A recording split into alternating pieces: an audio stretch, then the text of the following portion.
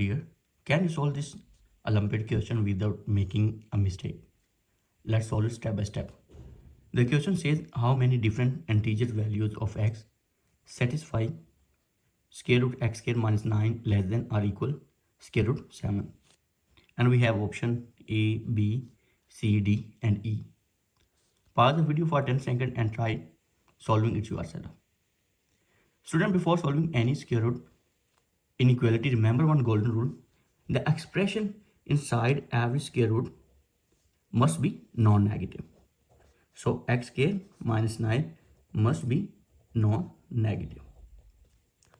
So we have square root x square minus 9, which means x square minus 9 greater than or equal to 0. Adding 9 on both sides, x square minus 9 plus 9 greater than or equal to 0 plus 9. Negative 9 and positive 9 cancel and we left with x square greater than or equal to 0 plus 9 is equal to 9. Now taking square root on both sides, square root of x square greater than or equal square root 9. Square and square root cancel each other and we know that square root of 9 is equal to 3. Here are the two values of x. One is positive and another is negative. So we have x less than or equal minus 3 and x greater than or equal to 3. Keep this condition in mind. We will use it later. Now look carefully. Both sides are square roots. Since square roots are always non-negative, we can simplify square both sides. So again from our question, square root of x square minus 9 less than or equal to square root of 7. To rewrite again, square root x square minus 9 less than or equal square root of 7. Squaring both sides, we get x square minus 9 less than or equal 7. Again, adding 9 on both sides, we get x square minus 9 plus 9 less than or equal 7 plus 9. Negative and positive 9 cancel and we left with x square less than or equal 7 plus 9 is equal to 16. Now taking square root on both sides, we get mod of x less than or equal 16 square root is equal to 4. Again here we have two values for x, that is positive x and one is negative x.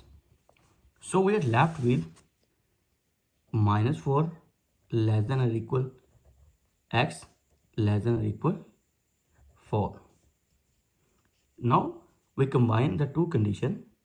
The very first condition we have x greater than or equal to 3 and second condition x less than or equal to 4. So students, both must be true simultaneously. Therefore we have 3 less than or equal mod of x less than or equal to 4. Now this is an integer whose absolute value is between 3 and 4. They are minus 4, minus 3, 3 and 4. Count, there are actually 4 integers. So our final answer is actually 4 integers. So our option D is correct. Now here is common mistake by students. Many students square both sides simultaneously and stop after getting minus 4 less than or equal x less than or equal 4.